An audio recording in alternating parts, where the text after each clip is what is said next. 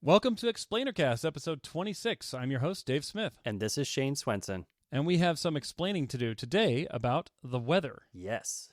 So, Dave, I was thinking about this starting with when my family and I were all rudely awakened last night by a lightning strike really close to our house. So, kind of has been stuck in my head ever since then that we live in the midst of this crazy swirling fluid called our atmosphere, and we put up with all of its characteristics. We appreciate many of them, and there's a lot of them that kind of seem crazy. I thought maybe we should talk about that today. One day we will meet an alien civilization, and we will describe lightning to them, and they will be like, your planet is the least hospitable place in the universe. That's right. Just every now and then, just lethal outbursts of directed energy that you better hope you weren't in the wrong place at the wrong time. Good luck. Hotter than the surface of the sun. Yeah. Strikes randomly. Exactly. We feel like we live in this like determined world, and yet No. there's still that stuff going on. Exactly. And we joke about it. You know, it's like the chances of that are like the chances of being struck by lightning twice. Yeah. Like, what are those chances? I actually was thinking about this the other day, too. Like, we have this comment. I actually don't know where it comes from. Oh, lightning never strikes the same place twice. Except I bet it does all the time, because there are really good places for lightning to strike, and there are really hard places for lightning to strike. As long as the features that attracted the lightning in the first place are still there, good chance it's going there again. Well, will you be there is the question. No, I don't know about that. But I know, I was thinking about that too. Like, I remember that as a kid, I would read the Guinness Book of World Records, and there was this guy that had been struck by lightning like 6 or 7 times. And at the time, it just seemed shocking. But now I'm asking myself, like, wait, how did it seem, Shane? Oh, thanks, Dave. Did you say shocking? I did say shocking. Unintended pun number 1. It literally did. It literally did. Awesome. Carry on. Yeah, I'll try. And so, I started to question. I mean, I don't want to denigrate someone who had such bad luck, I guess, but it's like, what life choices are you making that put you in a place to be struck by lightning that many times? Like, I live on top of a mountain, and when it's stormy, I like climb the lightning rod. I mean, there are ways you could mitigate risk, and there are ways you can amplify it. Underneath that, I think they listed pastimes, which was thunderstorm golfing. There you go. And maybe, fly fishing in the rain. Yeah. So, is lightning a good place to start in the weather?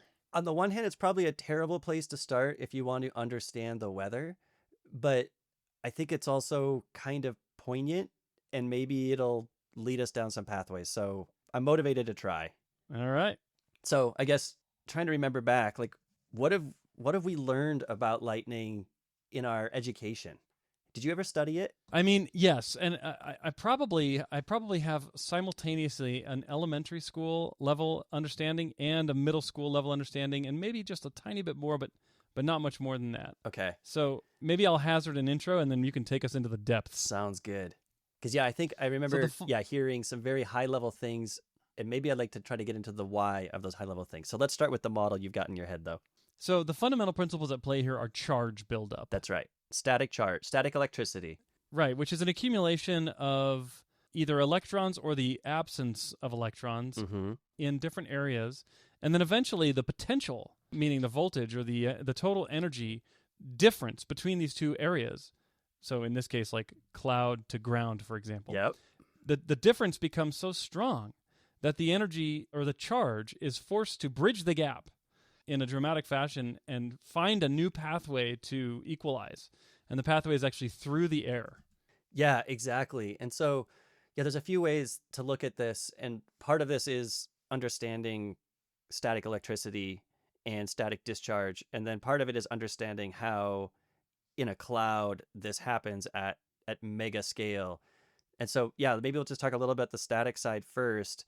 And there were a couple of key concepts. You mentioned the accumulation of charged particles, particularly electrons. And again, everything in the sort of the matter, the atomic matter that we understand, there are really 3 types of basic particles. There are neutrons, which are neutral charged. There are protons, which are positively charged, and electrons, which are negatively charged. And of those, the electrons are the most mobile. Mm-hmm. And so if you can induce some electrons to move and kind of accumulate in one place, you'll build up a negative charge, and some interesting things happen. The charges are attracted to opposites. So positive and negative are attracted to each other, and they repel like.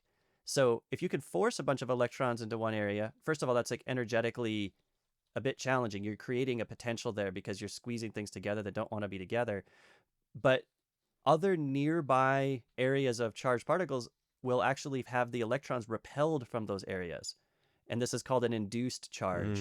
And you can sometimes do this by at home, like you scrub your stocking feet on the carpet, or you like rub a blown up balloon on your head, and like your hair starts to stand up. I do that all the time. Yeah, I mean, it's it's like a nightly ritual. Oh yeah, I do mine in the morning, so I get to have my hair that way all day. Just part of how I roll. It actually works great here. So Shane and I are both in a very dry climate in Utah. Yes. And it works exceptionally well. It's true. Yeah, for some reason, humidity makes this less effective. But yeah, in a dry climate, you can essentially induce a charge in, like, say, your hair, and it causes your hair to stand up because they're actually trying to get away from each other. Actually, my wife thinks my hair is always trying to get away from me these days because there's not much left. But these are making them get away from each other. Different kinds. Right. That's right. Exactly. Not trying to, but they are tethered to your head, so they end up in this the few radial. that remain are tethered to my head for now. And so, nice. like, yeah, they all try to get away. Geometrically, that means they stand up and spread out because like charge is repelling like charge. Well, that's fine. What happens when you then shuffle your feet on the floor and come over and, touch somebody else on the ear? There's an equalization of the charges, right? Yes, you're just sharing is all you're doing. Yeah, that's right. Sharing is caring. A little bit of energy really fast. Exactly. And yes, highly concentrated, you get a spark. And I mean, same thing happens if you go touch a doorknob, or some other entity that isn't charged the way you are. And that charge finds a path to essentially bridge the gap and re-equalize back to a more neutral or equilibrium state. And you make a sound, you see a spark, and you feel the shock because of the amount of energy that's transferred. And this is where I'm trying to remember how much physics I actually know. But usually this happens across an air gap. And air is what we call an insulator. Charge doesn't flow through air very well. And so it takes a lot of buildup of potential, or what you call voltage, to cross that gap. And as the electricity is going through the air, it actually energizes the air. It heats it up and can convert it into a highly energized state of matter called plasma, which has a much more free flow of electrons through it, which is part of how that discharge takes place. It also creates a lot of heat, and this suddenly expands the air around it. And then when the discharge completes, then the air around it kind of collapses back in, and that creates pressure waves, which we perceive as the sound either of the spark, or when we're talking at grand scale about lightning, the sound of the thunder we hear in response to a lightning strike. So I took away two things from that explanation. The first one is that I can make mini lightning with my fingers. And the second one is I'm actually zapping you with a plasma beam. Yes, I believe those are both true statements. And when you put it that way, it is, once again, kind of weird that we live in this world and take these things as normal. I know, Isn't it Zeus throwing lightning bolts around? I mean, we're just like mini Zeus, I guess. Right. I can do it too. Yep. Very small ones, and I need some time to build them up. But just a function to scale, like nothing you couldn't like raise money on and start a company for, right? Just we can scale up this technology. Okay, I want to ask you about the principles at play here. So I'm not going to ask you what is the mechanism that causes positive charge to be attracted to negative charge. Good, because I can't remember. Because the reason I was going to say I don't even know if it's known. Is this like a fundamental principle? To me, it was pretty axiomatic, meaning something you like take as just a basic truth. I can't remember if I've ever seen a derivation of why there would be this, attraction of opposites and repulsion of likes. So I'll take it for granted here. Yeah. I mean, I'll take it for granted too. And I know that if we ask how the mechanism works enough times, we will be disappointed eventually. Maybe not at this level, but at least a level below it. So, but I won't ask you that. But I do want to understand, when I rub my feet on the ground and build up a charge in a similar way as lightning does, what is the mechanism that is causing the charge to become unequal between the two bodies. In this case, like I'm getting the charge and putting it into my body from somewhere. What's the mechanism that makes the charge go into me? My understanding is that this works when you're rubbing disparate materials that have essentially different affinities to electrons. And in the interface between the materials, I would guess friction and the heat coming from friction might play a role as well, that you're adding a little energy to the system, which is causing there to be an opportunity for electrons to move around in the space. And they're going to be, in the short run, pulled towards the material, away from the material with less affinity to hold those electrons and toward the material with more affinity. So like the classic was like in physics class, I feel like they would rub like a glass rod with wool, and maybe in some cases they had acrylic, but there were like these specific materials that would really accentuate this phenomenon that you could move electrons from one surface to another. And I think that happens at the interface. Is it a mechanical feature? Like, are you like breaking electrons away from their atoms? I mean, I don't know if I'd call it mechanical. I tend to think of mechanical as a term sort of above, the atomic level. But okay, I mean, I think it's probably at like that atomic interface where the one material just, energetically either has more capacity to take on electrons or is a more, just like a lower energy environment for them to be in a greater than neutral capacity. Because the result then is you're going to get a slight positive charge on one of those materials and a slight negative charge on the other material. And then essentially, if you can repeat that process, and there's somewhere for those electrons to go, so they're going to cross the interface, but then they tend to redistribute themselves around or in the material that they crossed into. So, for example, as you're shuffling your feet between your socks and the carpet, electrons are being transferred. Maybe you have wool socks or something, and maybe that helps. I don't know. And so the electrons come up into your socks, let's say, and then they now distribute across usually your skin. As I remember, typically electrons like to sort of stay on the surface as opposed to going into the interior of an object. And so they distribute onto your surface, which represents sort of a larger capacity, where they can be highly distributed, but you continue to kind of do this transfer at ground level in this case, building up that charge over time on your skin and your body, and eventually your hair starts to stand up. And that if you do this for a while, it kind of stops. If you do it a little bit and you touch the doorknob, a small spark, you do it more, you touch the doorknob, a bigger spark. There's kind of a saturation point where the more you shuffle your feet, it doesn't really get bigger because you've sort of hit kind of whatever the sort of maximum sustainable difference in, the accumulation of charge in your body versus the ground is. Yeah, before your body starts giving up electrons. Yeah, exactly. You kind of met. Right. Or refusing to take more. That's right. You've essentially accumulated as much differential charge as can be justified by the relative affinity for charge on either side of the interface itself, meaning your feet and the ground in that case. And there does seem to be a role that motion plays in this. Like if you just stand on the ground, even in the right kind of sock, standing on the right surface material, you will not accumulate a charge differential. And maybe this is where you calling it a mechanical process is right.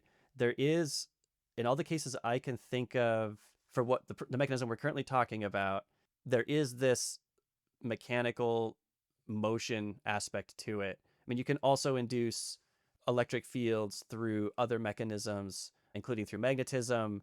But in this case, we're specifically talking about like physical materials interfacing to each other and causing this effect. You could do it chemically, like in a battery as well. But yeah, this is a mechanical process. And yeah, I think it's sounds lazy of me to say it. Like you sort of shake the electrons loose and then they're attracted to the most favorable material, which happens to be across this little gap, and they jump over there. But I think that's kind of what happens. Yeah, and you've really minimized the gap too, right? Like it's not like you're jumping 10 feet to you. It's like, no, they're literally, they might even be in direct contact with the other surface. Yeah, you bring these materials together, and the other aspect is that these aren't highly conductive materials, because if so, then the electricity would just flow right back through it. So they have this insulating property, which means it takes extra energy for electricity or electrical charged particles to move through these materials. And so they'll sort of store or keep what they have wherever possible. So alert listeners will have already made a connection now to why we're talking about shuffling your feet on the ground or rubbing a balloon on your head in the context of lightning. Yes. What's the mechanical transport equivalent in our lightning scenario?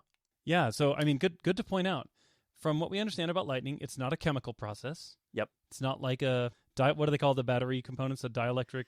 Yeah, is that the dielectric effect? Vocabulary. Yeah. Anyway, the two components in the battery that cause a potential. That's not what's happening here, right? It's not. What was the other way that you mentioned? Magnetically Magnetically induced. Yes, it's even though the Earth does have a magnetic field, I believe that is not at play here. Right. And so that leaves the mechanical induction of charge buildup. Yep.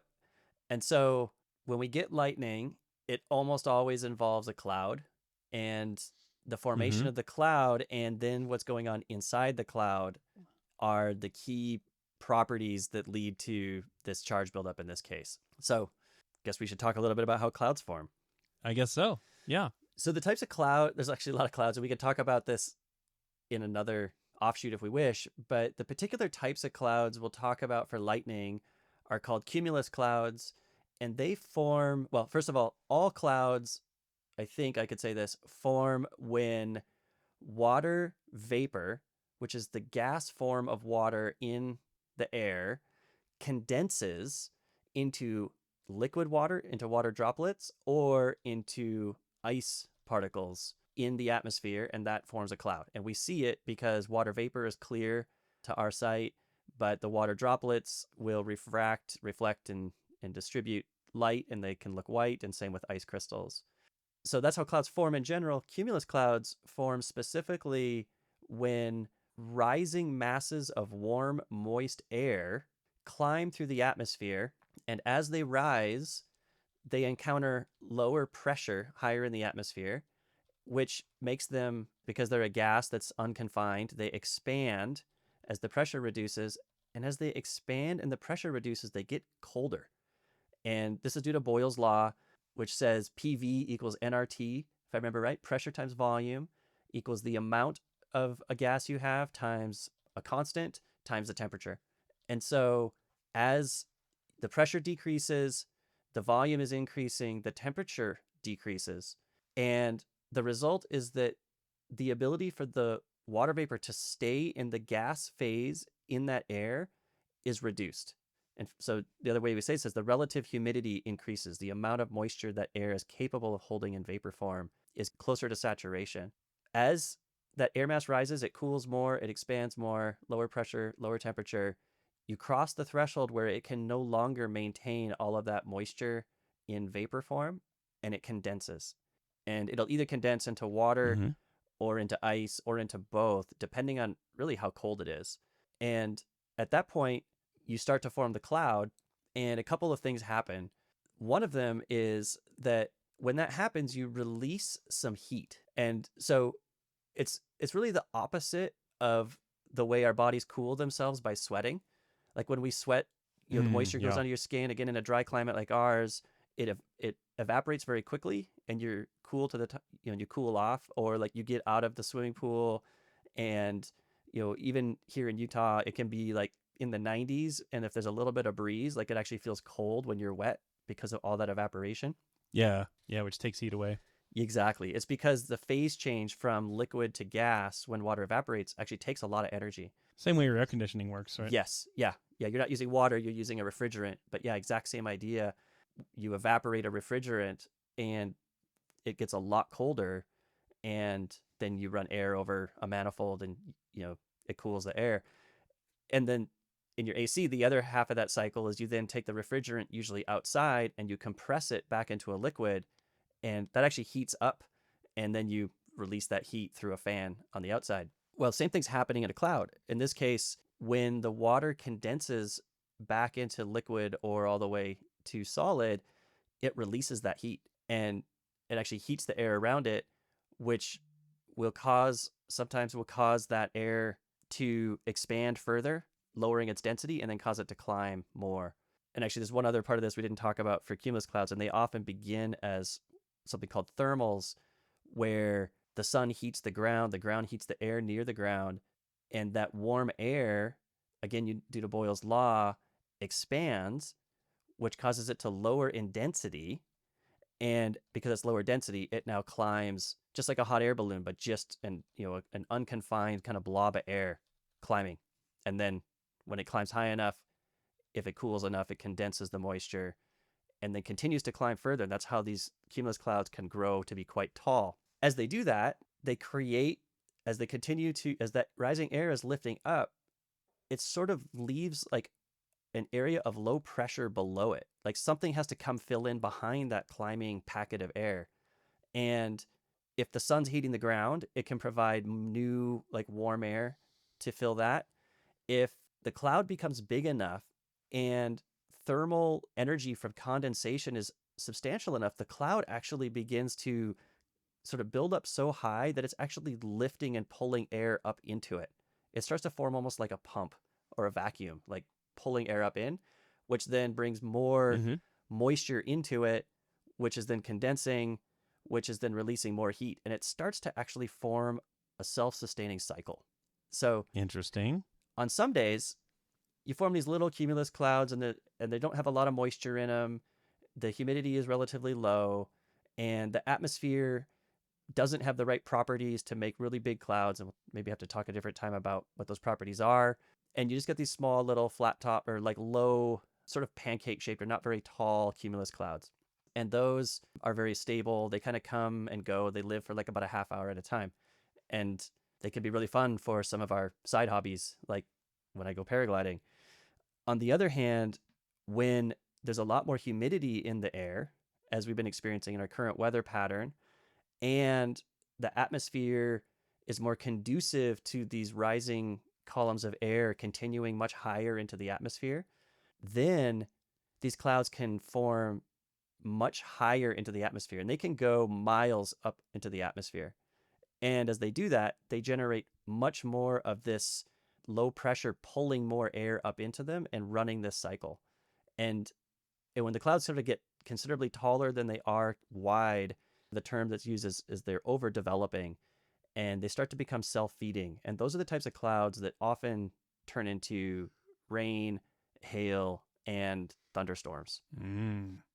Okay. So now we've got clouds forming, and the key here is we have clouds forming because air with the water vapor in it, but also dust particles and other material in the air is being lifted from the ground up to the cloud. So there is some mechanical transport. In addition, within the cloud itself, on these days when there's a lot of moisture condensing and releasing a lot of extra heat, and that warm air in the cloud is able to rise very high up in the cloud, it's carrying water droplets up into the height of the cloud. And then often there'll be parts of the cloud that aren't able to sustain that lift, and the water droplets will fall back down through the cloud. And as they fall back down... Oh, like when they get big enough, or when they... Both when they get big enough and when there's a little bit of a crosswind, a horizontal component to the wind, and it like essentially they get pushed sort of out of the elevator, out of the upshaft of air, and then they form downdrafts, in fact. And they kind of fall down through the cloud. So you now have air falling down next to the cloud, more or less, while air in the middle of the cloud is going up? Sort of within it. Okay, so it's like a mix.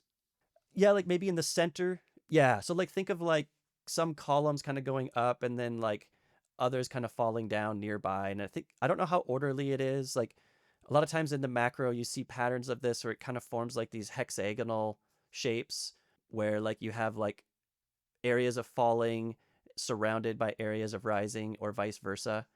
And so as I understand it, in a strong storm cloud, there's this cycling effect where droplets are going up and down. And they might even be going up as water and freezing up high, which then releases more energy and causes the air to climb, to heat up and go even higher. And then as they fall back down, they're melting and turning back into liquid water, which is then taking energy from other parts of the system. And so the water kind of transport is essentially moving energy around the system, but it's also, as scientists that at least things I've read about believe, it's also moving electrons around. And so like a few excess electrons here and there in a water droplet? Yeah, essentially like the water droplets and the ice particles, and some thinking is that ice is maybe even the more important aspect of this, that essentially ice and water are carrying electrons kind of in one direction and then like leaving them and then coming and falling back down. Oh, man. So dropping them off at the top, coming down, and then somehow, I mean, now the ground has like a very much different electrical charge than these particles way up in the air. Yeah, and I think, and this is where I got to remember, the typical understanding is that the bottom of the cloud is negatively charged and the top of the cloud is positively charged. Okay. So somehow there's a net transport of electrons to the bottom of the cloud, leaving relatively more positive charged area at the top. So you within a cloud itself, you actually have like a voltage. From the bottom of the cloud to the top of the cloud, there's going to be a distinct difference in electrical potential. And when that voltage is high enough, you'll get a lightning bolt within the cloud itself that essentially is equalizing those charges. Okay. So the cloud shocks itself, basically. They'll just kind of light up. Yeah. Yep. That's like your left hand building up charge and then reaching over and touching your right hand. Zoop. Doesn't really happen to us that way. Yeah, because our body our skin is conductive enough, whereas the cloud, being mostly air itself, is not very conductive. But the water particles in it seems, are what are maybe carrying this charge and providing some of this mechanism to build up these charges. And so, yeah, I think the majority of lightning occurs within the clouds themselves. And you're right, the cloud will kind of light up when that happens. That makes sense. But the next thing that happens is, because like charges repel each other, the bottom of the cloud being negatively charged then, in fact, repels the electrons on the Earth's surface below the cloud and induces, it's called, a positive charge at the Earth's surface, like directly under the cloud. Directly under. It induces, did you say it induces a positive charge on the ground? Yeah, so like if I Okay. should go back to like shocking each other, when I've shuffled my feet on the floor and I've accumulated charge in my body, and I got to pick one. Like, let's say that I have a negative charge in my body. So I've got excess electrons. When I reach my finger out towards you and I'm about to like zap you, as my finger gets close, it has this net negative charge, and the electrons on your skin closest to my finger, they flee. They flee. They're repelled by that. They want to get away. They'll go to the other That's side right. of my body. Yeah. Whereas the protons are like stuck in the nucleus of the nuclei of the physical matter. They can't get away. They're stuck there. And in fact, they're actually attracted to this negative charge. So they're like, pulled, but not in a meaningful way as far as I know. But the electrons flee. So now we've created not just sort of the voltage I have relative to neutral, but we've actually induced some of the opposite charge on the adjacent surface. So the voltage potential between them is actually greater than I had on my own. Yeah. Oh, that's so interesting. You would kind of think like that maybe that would push the cloud up, but I guess the force just isn't that strong. Well, I think it would actually pull it down. They're at this point now. Well, I was thinking the electrons are on the Earth. A cloud is becoming negatively charged above the Earth. And so there's kind of equal and opposite reaction here. The electrons can be pushed away through the Earth, which I guess is maybe that's what's really happening here. Is the electrons can move through the Earth with less resistance than it would take force to push the clouds away from those electrons. Yep. So instead of the clouds being moved up by electromagnetic force, instead the electrons just run away on the Earth's surface, leaving a negative void of positive surface. They have the whole Earth like to go be in. Like, this little bit isn't that precious. Like, there's other places they go. And so, and then at that point, you now start to have this attractive force between the bottom of the cloud negatively charged and the top of the Earth's surface under the cloud positively charged. And even like at that point, that gradient might even reinforce on the cloud side the separation of positive and negative charges. It may pull the negatives down and push the positive up a little bit. So there's a bit of a self-reinforcing aspect to this once it starts.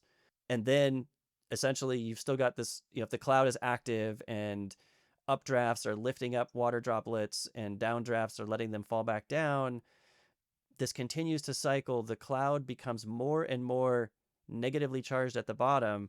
It's inducing this stronger and stronger positive charge directly below it.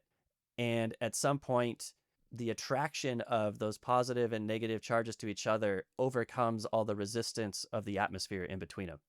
And the atmosphere is a good resistor, or a good insulator, I should say. So it's got to be a lot of charge. Exactly.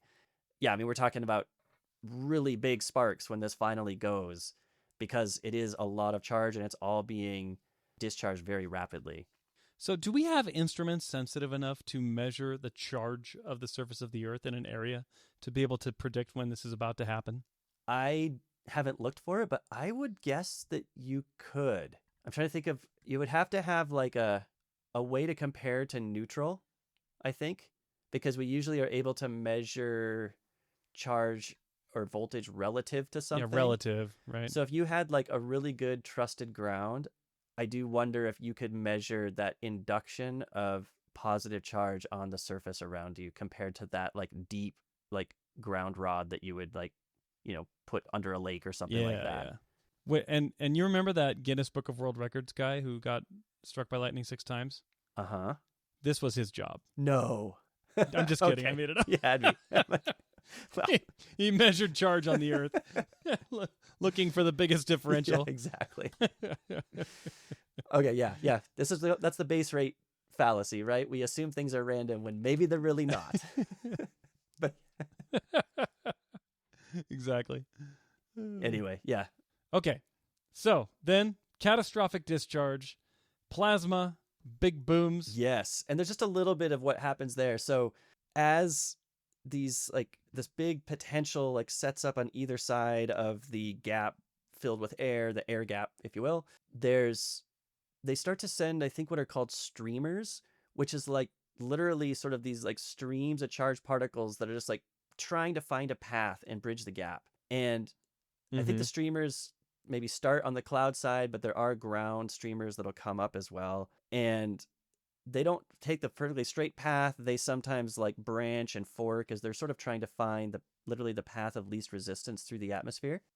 Once the path is made, I guess another property is these streamers, because they're inhabited by charged particles, they're actually an easier path for electricity to flow through than like the neutral atmosphere. Are they actually carving out a pathway full of plasma? I don't think it's plasma yet. I think it's just charged particles. But they are visible? I think that's a good question. I don't know. You can tell when the streamers actually connect and they sort of build a path, that path again has such lower resistance to the flow of electricity that now all these charges that have been strongly attracted to each other like race through that path, and that's what lights it up. That's what forms the plasma, heats it up, and allows like everybody else that's kind of nearby and wants to get in on it to also take the same path. Now that it's formed, it's an easy path. Yeah, and I'm remembering seeing like slow motion video of lightning strike, and you see exactly what you described. This like branching system that kind of looks like the roots of a tree branching out, very faint paths lighting up, but then suddenly one of them will touch ground, and then suddenly that path that it followed becomes like 10 times bigger and brighter than all the rest, and the other streamers fade, and that big, bright, central pathway carries the rest of the electricity, it seems. Exactly. Yeah, and you kind of see the jaggedness of it. You sometimes see some of the branches. There's also a flickering effect because there can be a series of subsequent strokes of lightning or additional sparks that traverse that same path, like the plasma and the like ionization, the ability to carry charged particles through that path and carry electricity through that path is preserved for at least a little bit of time, measured in at least fractions or whole seconds. And I think sometimes there's additional charge like that was still in the cloud that shows up a little bit later, and so you get this flickering effect. There may even also be return strokes where like, oh, we kind of overcompensated and some's going to come back from the ground. I'm not positive about that, but I feel like I've read about it. So it's not just a one zap. It can be a whole sequence. And again, with the eye, you can actually see the flickering, or with high-speed photography, you can actually see it flickering on and off multiple times. Yeah, it's so cool. And I'm even, as you're talking, I'm just pulling up some videos of these, and you can actually see sometimes you'll have a streamer set coming downward from the clouds, and at the same time, streamers coming upward from the ground, and then they'll connect and then go boom. That makes sense. So it's like the cloud and the ground, like reaching their fingers out to each other. Yeah. And this is also why things like tall buildings get struck a lot, why a lightning rod works. And a lightning rod, if you want to protect something from being struck directly by lightning, you basically make an easier path for the lightning to get to the ground that doesn't go through the thing you care about. So it can even be, a tall metal pole like mounted on your building, and then you just run really strong, really thick wires or cables from that piece of metal down to literally to the ground, and you stake it into the soil. And that way the energy from the lightning strike will bypass, like say, going through your building or your sensitive equipment or your people, and will actually traverse that side path to the ground.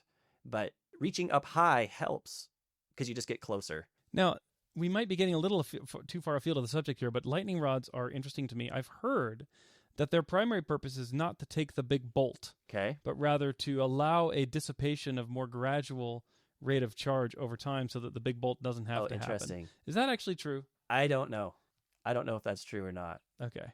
It seems like it's not. I don't see how it could really do that. Like, it's not like you're like, I mean, if you've got the thing all the way up into the cloud, then you could kind of, sort of take it down as it goes, but you still have to bridge almost all of the gap. It's not like maybe on a super tall building where the cloud base is close to the building height, it's different. But like, if you have a lightning rod on your house, like you're still getting struck by lightning if that thing gets hit. Okay. But it doesn't go into your, there's some other effects where electricity tends to stay on the surface. I think I learned about this called the skin effect. It's going to take the path of least resistance, which if you provide a very conductive path to ground, that will be preferred. And essentially you're just saying, I'm going to break the symmetry and make it so that this is a better path than like all the paths around me. And this is also why like tall trees get struck, why mountaintops get struck. It's just the path of least resistance for the cloud to find some way to get that electricity to the ground. Mm-hmm. Okay. So a couple other things I've heard about this. One of them is that the sound you hear, do you know what like physical phenomenon you're really hearing when you hear that sound? Oh, okay. Let me reach into the depth of my brain here. So you are superheating a column of air in the bolt of the lightning, and that's going to cause a real rapid expansion in the density. Like that air has to move now. But does it move out of the way, and then does the surrounding air then collapse in on the void and make a clap that way? I think both. Yeah. And I don't actually know which is like the stronger effect, the initial expansion, which is a lot like an explosion, and then the subsequent like collapse back in, which is going to then create additional shockwaves. But what I've heard is that essentially the air in the immediate vicinity of that lightning bolt being, dramatically pushed out and then collapsing back in, that creates, in fact, supersonic pressure waves. Like you're basically hearing a sonic boom caused just by the immediate expansion and maybe contraction of the air, and then like all the reverberation and the subsequent bolts as well. And it's true, it's like one of the loudest things we're subjected to in our natural environment when lightning strikes very close by. Yeah, that's a good point. Yeah, it's hard to imagine something that nature generates that's louder. Yeah, maybe like volcanoes. I've never been close to an erupting active volcano, but they seem loud. Yeah. Yeah. And actually the reason my mind turned to volcanoes is I've seen like pictures or video of volcanic eruptions when there's a lot of ash, hot gases and ash being thrust up into the atmosphere. And sometimes there'll be lightning strikes in that column of ash as well. And now as I'm thinking about it, it's a similar phenomenon. You're just ejecting particulates. And I don't know if it has so much of the up and down traversal or if it's just enough uplift to induce, again, a difference in charge between the base and the top of that column, which then is, reaches equilibrium through a lightning strike. Yeah. Wow. So nature kind of stacking. Yeah, Worlds nature collide. stacking her her cards on that one. The noise generator. What if the two loudest things I can make work together? That's right. Just to show off. Yeah. Okay. Well, anything else we need to explain about lightning in our weather saga? I'm sure there's plenty, but I think we've done enough damage for now. I think we could call it here, and we could see where it takes us next time. Yeah, we are committed to the idea of a weather explainer saga, And this was just part one of an unknown number of parts that will come in the future. But we had some explaining to do. Did we explain it? I think we did. All right. Congrats, Shane. Thanks so much. I, for one, super enjoyed learning about lightning. I would say it was an electrifying conversation. Very nice. And sadly, I have no puns to follow up, so I'm just going to sit here in shame, and I'll take Shocking. Oh, nice. I'll take the induced shame for your in response to, Yes. to your win on that yes. one. Yes. All right, Shane. Thanks. All right. See you, Dave.